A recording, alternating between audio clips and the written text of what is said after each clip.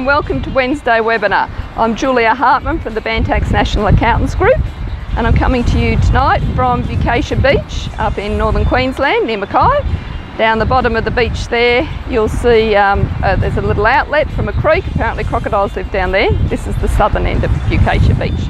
Last time I showed you the northern end. Tonight I'd like to talk about section 118145, which is commonly called the 6-year rule. It's how you cover your main residence with your main residence exemption for capital gains tax purposes while you are not living there. Now the first rule is it must be your main residence before you try and cover it. So you must live in the house as your home, cover it with your main residence exemption before you move out and try and cover it.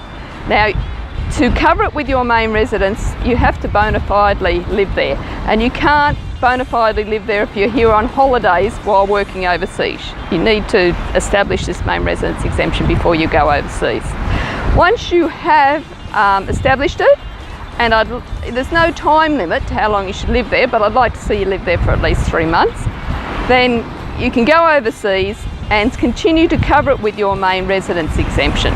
It only requires you to be a resident of Australia while you're establishing your main residence exemption. During the 6 years your absence, you can be a resident overseas. In fact, the example in the section actually covers that. Now, the 6-year rule is not exactly correct. It's a bit of a generalisation. A little known fact is that it's actually an infinite period that you can cover it with your main residence exemption. It's only limited to 6 years if the property is earning income during that time. If it's not earning income, if your kids are still living there, not a problem, you can cover it for as long as you want with your main residence exemption. You just can't cover another property during that time. So to give you an example, a couple working overseas had gone over there for 6 years, already had a home here in Australia that they were renting out and covering it with their main residence exemption.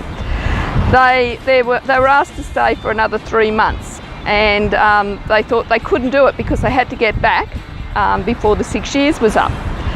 And they contacted me and asked what they should do, and I suggested that they leave the tenants in the house because it need to have tenants in for insurance purposes and to look after the place, but to stop charging them rent. So for 6 years it earned income, and then for 3 months it didn't earn income. It was still covered by their main residence exemption, so they could stay that bit longer and their tenants got free rent. Now, another requirement of the 6-year rule, or section 118145, is that you must be absent from the property during the time. This means that you can't have someone living in your house, renting out a room to them or something like that, and still cover it with your main residence exemption. That will expose you, having a tenants live there will expose your house to capital gains tax. By the way, the 6-year period is renewable.